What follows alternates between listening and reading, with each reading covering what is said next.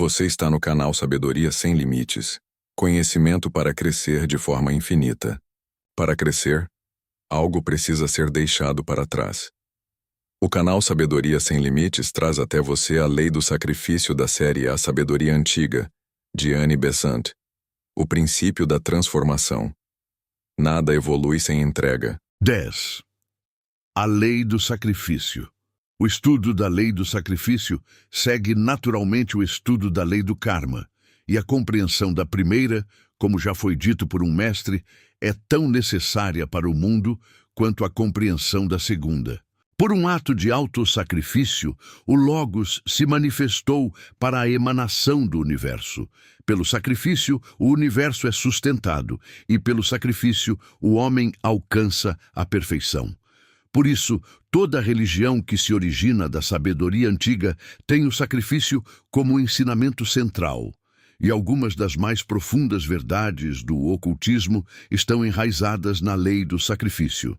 Uma tentativa, mesmo que fraca, de compreender a natureza do sacrifício do Logos pode nos impedir de cair no erro comum de pensar que o sacrifício é algo essencialmente doloroso. Na realidade, a essência do sacrifício é o ato voluntário e alegre de verter a própria vida para que outros possam dela compartilhar. A dor só surge quando há discórdia na natureza do sacrificador, entre o eu superior, cuja alegria está em dar, e o eu inferior, cuja satisfação está em agarrar e reter. É essa discórdia que introduz o elemento da dor. Na suprema perfeição, no Logos, nenhuma discórdia poderia surgir. O Uno é o acorde perfeito do ser, de infinitas harmonias melodiosas, todas sintonizadas em uma única nota, na qual vida, sabedoria e bem-aventurança se fundem em uma só essência da existência. O sacrifício do Logos consistiu em circunscrever voluntariamente sua vida infinita para que pudesse se manifestar. Simbolicamente, no oceano infinito de luz, com centro em toda parte e circunferência em lugar nenhum, surge uma esfera plena de luz viva, um Logos, e a superfície dessa esfera é a sua vontade de se limitar para que possa se tornar manifesto. Esse é o véu no qual ele se encerra, para que dentro dele um universo possa tomar forma. Aquilo para o qual o sacrifício é feito ainda não existe. Sua futura existência está apenas no pensamento do Logos. A ele deve sua concepção e a ele deverá sua vida múltipla. A diversidade não poderia surgir no Brahman sem partes, sem esse sacrifício voluntário da divindade, assumindo forma para emanar miríades de formas, cada uma dotada com uma centelha de sua vida e, portanto, com o poder de evoluir à sua imagem. O sacrifício primordial, que causa o nascimento dos seres, é chamado ação, karma, como se afirma na Bhagavad Gita. Essa passagem da bem-aventurança do repouso absoluto da autoexistência para a atividade sempre foi reconhecida como o sacrifício do Logos. Esse sacrifício continua durante todo o ciclo do universo, pois a vida do Logos é o único sustento de toda vida separada, e ele limita sua vida em cada uma das miríades de formas que gera, suportando todas as restrições e limitações inerentes a cada forma. De qualquer uma delas, ele poderia libertar-se a qualquer momento, revelando-se como o Senhor infinito e preenchendo o universo com sua glória. Mas somente por meio de uma paciência sublime e uma expansão lenta e gradual, cada forma pode ser elevada até se tornar um centro autônomo de poder ilimitado, assim como ele próprio. Por isso, ele se aprisiona em formas e suporta toda imperfeição até que a perfeição seja alcançada, e sua criatura se torne semelhante a ele e una a ele, mas mantendo seu próprio fio de memória.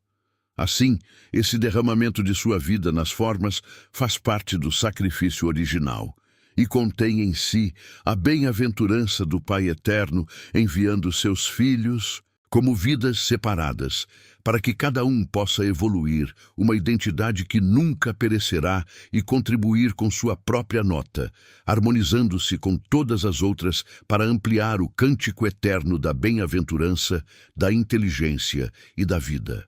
Isso marca a natureza essencial do sacrifício. Quaisquer que sejam os outros elementos que possam se misturar à ideia central, ele é o ato voluntário de derramar a vida para que outros possam dela participar, trazendo outros à existência e sustentando-os nela até que se tornem autossuficientes. E isso é apenas uma expressão da alegria divina. Sempre há alegria no exercício da atividade, que é a expressão do poder do agente. O pássaro encontra alegria ao derramar seu canto e estremece com o êxtase de cantar. O pintor se regozija na criação de seu gênio ao dar forma à sua ideia. A atividade essencial da vida divina deve residir em doar, pois não há nada mais elevado do que ela própria de quem possa receber. Se deve ser ativa de alguma forma, e a vida manifesta é movimento ativo, deve-se derramar.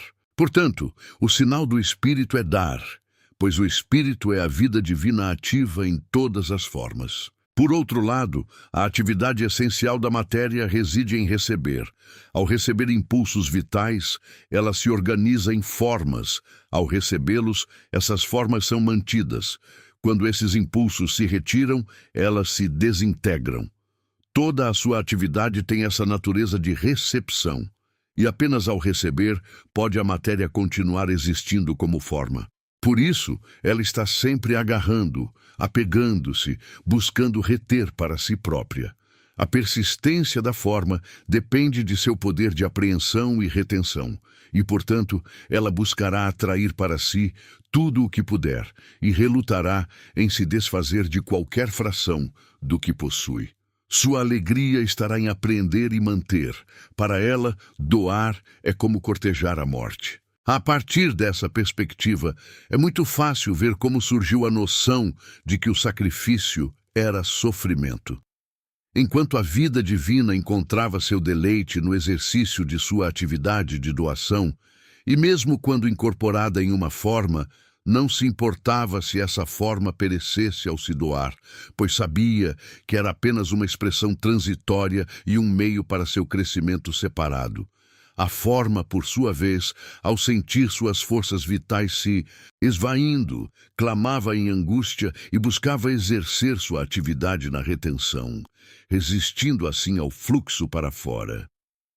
O sacrifício diminuía as energias vitais que a forma reivindicava como suas, ou até mesmo as drenava completamente, deixando a forma perecer.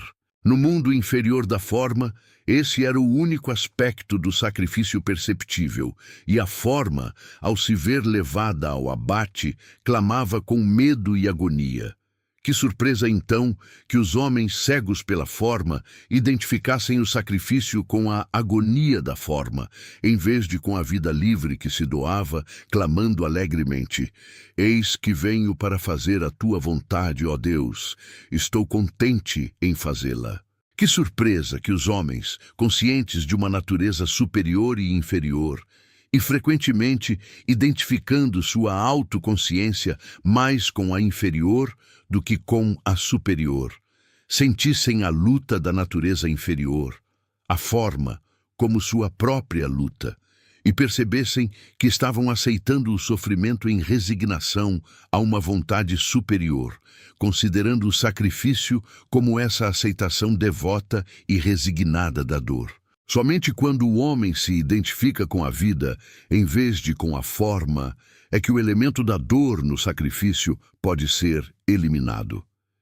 Em uma entidade perfeitamente harmonizada, a dor não pode existir, pois a forma é então o veículo perfeito da vida, recebendo ou se entregando com pronta harmonia. Com o fim da luta, chega o fim da dor. Pois o sofrimento surge do choque, do atrito, dos movimentos antagônicos, e onde toda a natureza opera em perfeita harmonia, as condições que dão origem ao sofrimento não estão presentes. Sendo assim, a lei do sacrifício, a lei da evolução da vida no universo, Vemos que cada passo na escada da ascensão é realizado pelo sacrifício, a vida se derramando para nascer em uma forma superior, enquanto a forma que a continha perece. Aqueles que olham apenas para as formas que perecem veem a natureza como uma vasta casa de ossos, enquanto aqueles que veem a alma imortal escapando para tomar uma forma nova e mais elevada ouvem sempre o alegre canto do nascimento da vida que se eleva. O mônada no reino mineral evolui pela destruição de suas formas para a produção e sustentação das plantas. Os minerais são desintegrados para que as formas vegetais possam ser construídas a partir de seus materiais. A planta extrai do solo seus constituintes nutritivos, os decompõe e os incorpora em sua própria substância. As formas minerais perecem para que as formas vegetais cresçam, e essa lei do sacrifício, impressa no reino mineral, é a lei da evolução da vida e da forma. A vida segue adiante, e a mônada evolui para produzir o reino vegetal, sendo o perecimento da forma inferior a condição para o surgimento e a sustentação da superior. A história se repete no reino vegetal, pois suas formas, por sua vez, são sacrificadas para que as formas animais possam ser produzidas e crescer. Em toda parte, gramíneas, grãos e árvores perecem para a sustentação dos corpos animais. Seus tecidos são desintegrados para que os materiais que os compõem possam ser assimilados pelo animal e construir seu corpo. Novamente, a lei do sacrifício está estampada no mundo, desta vez no reino vegetal. Sua vida evolui enquanto suas formas perecem. A mônada evolui para produzir o reino animal, e o vegetal é oferecido para que as formas animais possam surgir e ser mantidas. Até agora, a ideia de dor dificilmente se conectou à de sacrifício, pois, como vimos ao longo de nossos estudos, os corpos astrais das plantas não são suficientemente organizados para dar origem a sensações agudas, seja de prazer ou de dor. Mas, ao considerarmos a lei do sacrifício em sua atuação no reino animal, não podemos evitar o reconhecimento da dor envolvida na destruição das formas. É verdade que a quantidade de dor causada pela predação de um animal sobre outro no estado natural é relativamente pequena em cada caso, mas ainda assim alguma dor ocorre. Também é verdade que o homem, no papel que desempenhou ao ajudar a evolução dos animais, agravou consideravelmente a quantidade de dor e fortaleceu, em vez de reduzir, os instintos predatórios dos animais carnívoros. No entanto, ele não implantou esses instintos, apenas os aproveitou para seus próprios propósitos, e inúmeras variedades de animais cuja evolução não teve qualquer influência direta do homem continuam a se devorar uns aos outros. Assim como nos reinos mineral e vegetal, as formas são sacrificadas para sustentar outras formas. A luta pela existência ocorreu muito antes do surgimento do homem e acelerou tanto a evolução da vida quanto das formas, enquanto as dores que acompanhavam a destruição das formas começaram a imprimir na mônada, em evolução, a natureza transitória de todas as formas e a diferença entre as formas que pereciam e a vida que persistia. A natureza inferior do homem evoluiu sob a mesma lei do sacrifício que rege os reinos inferiores, mas, com a efusão da vida divina que deu origem à mônada humana, ocorreu uma mudança na maneira como a lei do sacrifício passou a atuar como a lei da vida. No homem deveria ser desenvolvido o livre-arbítrio, a energia autodeterminada e auto-iniciada, e, portanto, a compulsão que forçava os reinos inferiores pelo caminho da evolução não poderia ser empregada em seu caso sem paralisar o crescimento dessa nova e essencial faculdade. Nenhum mineral, planta ou animal foi chamado a aceitar a lei do sacrifício como uma lei de vida voluntariamente escolhida. Ela lhes foi imposta de fora para dentro, e forçou seu crescimento por meio de uma necessidade da qual não podiam escapar. O homem, no entanto, deveria possuir a liberdade de escolha necessária ao desenvolvimento de uma inteligência discriminativa e autoconsciente.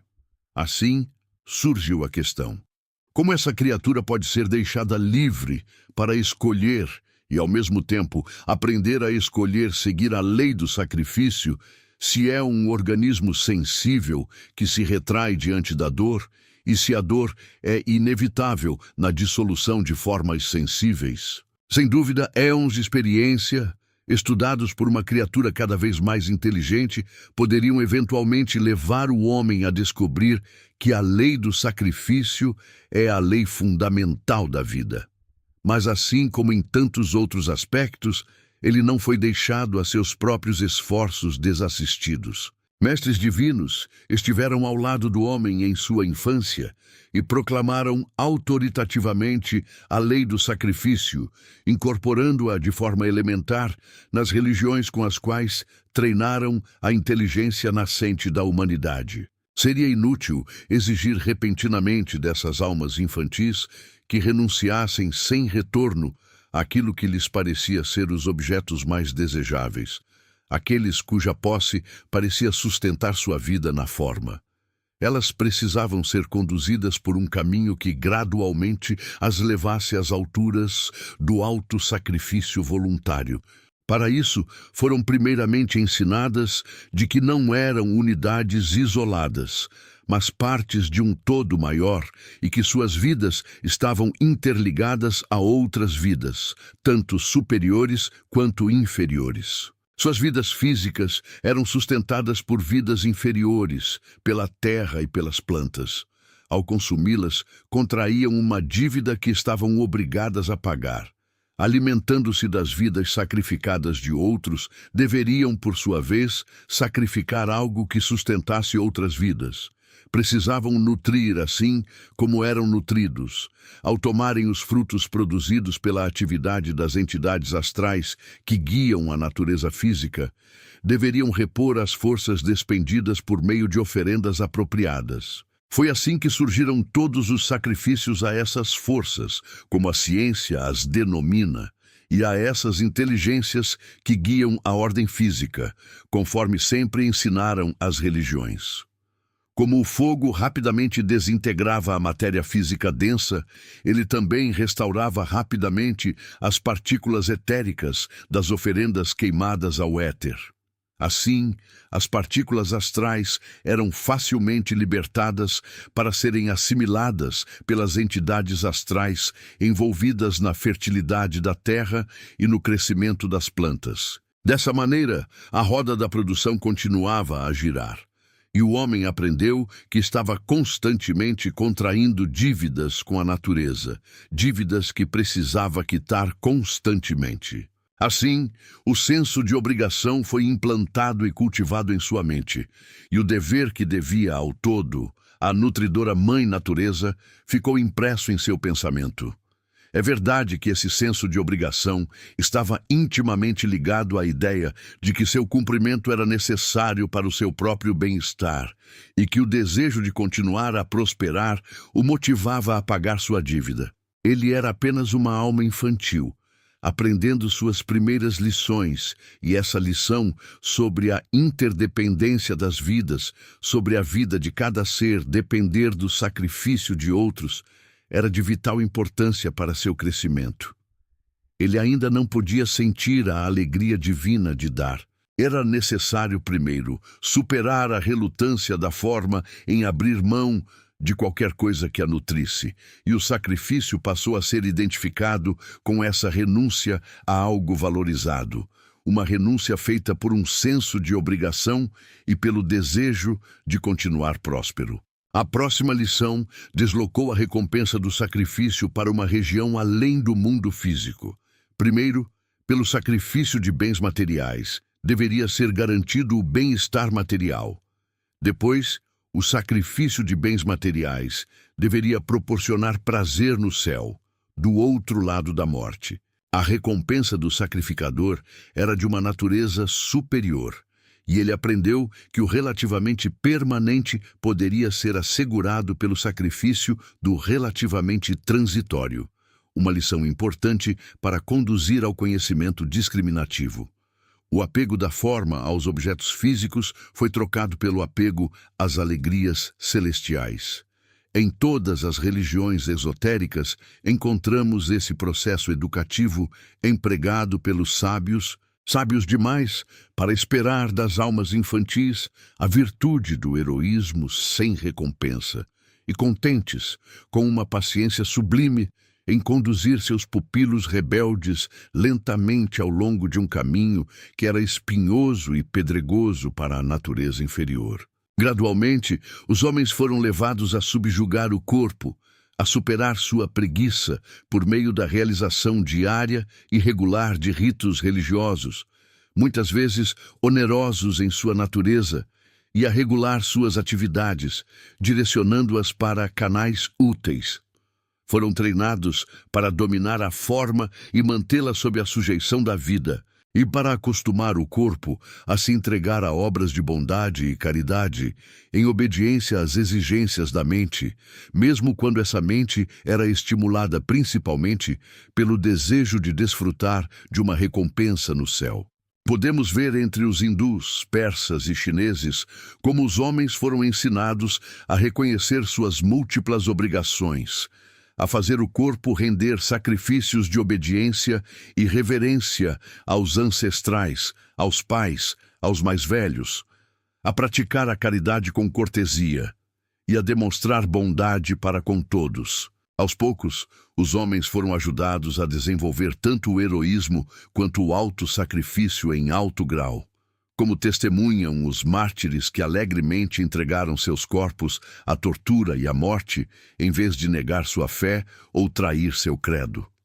De fato, eles esperavam uma coroa de glória no céu como recompensa pelo sacrifício da forma física, mas foi um grande avanço superar o apego à forma física e tornar o mundo invisível tão real que superasse o visível. O próximo passo foi alcançado quando o senso de dever foi definitivamente estabelecido, quando o sacrifício do inferior ao superior passou a ser visto como certo, independentemente de qualquer questão de recompensa a ser recebida em outro mundo. Quando a obrigação da parte para com o todo foi reconhecida e a prestação de serviço pela forma que existia pelo serviço de outros foi sentida como uma justa dívida, sem que se estabelecesse qualquer reivindicação por um pagamento em troca.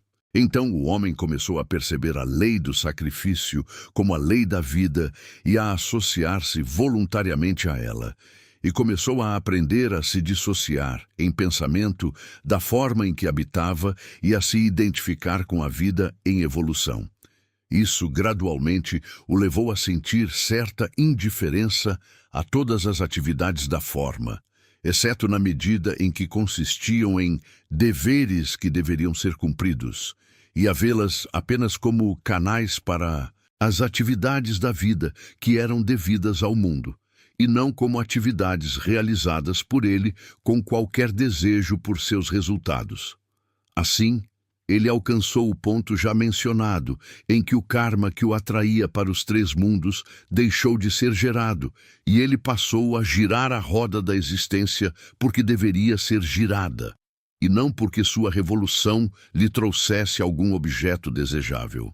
O reconhecimento pleno da lei do sacrifício, no entanto, eleva o homem além do plano mental, onde o dever é reconhecido como dever, como aquilo que deve ser feito porque é devido, para aquele plano superior de Budi, onde todos os seres são sentidos como um só, e onde todas as atividades são oferecidas para o benefício de todos, e não para o ganho de um eu separado. Somente nesse plano, a lei do sacrifício é sentida como um privilégio jubiloso, em vez de apenas ser reconhecida intelectualmente como verdadeira e justa. No plano búdico, o homem vê claramente que a vida é uma só, que flui continuamente como a livre efusão do amor do Logos, e que a vida que se mantém separada é, Na melhor das hipóteses, algo pobre e insignificante, e, além disso, ingrato. Ali, todo o coração se eleva ao Logos em um forte ímpeto de amor e adoração, entregando-se na mais alegre autorrenúncia para ser um canal de sua vida e amor para o mundo. Ser um portador de sua luz, um mensageiro de sua compaixão, um trabalhador em seu reino, isso lhe parece a única vida digna de ser vivida. Apressar a evolução, servir à lei do bem, aliviar parte do pesado fardo do mundo, isso lhe parece a própria alegria do Senhor. Somente a partir desse plano, um homem pode agir como um dos salvadores do mundo, pois nele ele se torna um com os eus de todos os seres. Identificado com a humanidade onde ela é una, sua força, seu amor e sua vida podem fluir para qualquer ser ou para todos os seres separados. Ele tornou-se uma força espiritual, e a energia espiritual disponível no sistema mundial aumenta com a efusão de sua vida. As forças que antes gastava nos planos físico, astral e mental, buscando coisas para seu eu separado, agora são todas reunidas em um único ato de sacrifício e transmutadas dessa forma em energia espiritual. Derramam-se sobre o mundo como vida espiritual. Essa transmutação ocorre pelo motivo que determina o plano no qual a energia é liberada. Se o motivo de um homem for obter bens físicos, a energia liberada atuará apenas no plano físico. Se desejar objetos astrais, ele liberará energia no plano astral. Se buscar prazeres mentais, sua energia funcionará no plano mental. Mas se ele se sacrificar para ser um canal do Logos, ele liberará energia no plano espiritual. E essa energia atuará em toda parte com a potência e a precisão de uma força espiritual. Para um homem assim, ação e inação são a mesma coisa, pois ele faz tudo enquanto nada faz, e nada faz enquanto tudo faz. Para ele, alto e baixo, grande e pequeno são o mesmo. Ele preenche qualquer espaço que necessite ser preenchido, pois o Logos está presente em todos os lugares e em todas as ações. Ele pode fluir para qualquer forma, pode trabalhar em qualquer direção, não conhece mais escolha ou diferença. Sua vida, pelo sacrifício, tornou-se uma com a vida do Logos. Ele vê Deus em tudo e tudo em Deus. Como então poderiam o lugar ou a forma fazer alguma diferença para ele? Ele já não se identifica com a forma, mas é vida autoconsciente. Nada possuindo, tudo possui. Não pedindo nada, tudo flui para ele. Sua vida é bem-aventurança, pois ele é um com seu Senhor, que é beatitude. E usando a forma para o serviço sem apego a ela, ele pôs fim à dor. Aqueles que compreendem algo das maravilhosas possibilidades que se abrem diante de nós, ao nos associarmos voluntariamente à lei do sacrifício, desejarão iniciar essa associação voluntária muito antes de poderem alcançar as alturas aqui apenas esboçadas. Como outras verdades espirituais profundas, essa lei é eminentemente prática em sua aplicação à vida cotidiana e ninguém que sinta sua beleza precisa hesitar em começar a trabalhar com ela. Quando um homem decide iniciar a prática do sacrifício, ele se treinará para começar cada dia com um ato de sacrifício, oferecendo-se, antes do início do trabalho diário, àquele a quem dedica sua vida. Seu primeiro pensamento ao despertar será essa dedicação de todo o seu poder ao seu Senhor. Então, cada pensamento, cada palavra, cada ação na vida diária será realizada como um sacrifício, não por seus frutos, nem mesmo como um dever, mas como a forma pela qual, naquele momento, seu Senhor pode ser servido. Tudo o que vier será aceito como expressão de sua vontade. Alegrias, dificuldades, ansiedades, sucessos, fracassos, tudo será bem-vindo como traçando seu caminho de serviço. Ele receberá cada evento com felicidade e o oferecerá como sacrifício. Deixará cada coisa ir com alegria quando ela partir, pois sua partida mostrará que seu senhor já não necessita dela. Quaisquer poderes que possua, ele os usará alegremente para o serviço. Quando falharem, aceitará essa falha com serena equanimidade, pois, não estando mais disponíveis, ele não pode oferecê-los. Mesmo o sofrimento que surge de causas passadas, ainda não esgotadas, pode ser transformado em sacrifício voluntário ao recebê-lo de bom grado. Ao tomá-lo como algo próprio e desejá-lo, um homem pode oferecê-lo como um presente, convertendo-o por esse motivo em uma força espiritual. Cada vida humana oferece inúmeras oportunidades para a prática da lei do sacrifício. E cada vida humana se torna uma força à medida que essas oportunidades são aproveitadas e utilizadas. Sem qualquer expansão da consciência desperta, um homem pode assim tornar-se um trabalhador nos planos espirituais, liberando energia ali que desce aos mundos inferiores.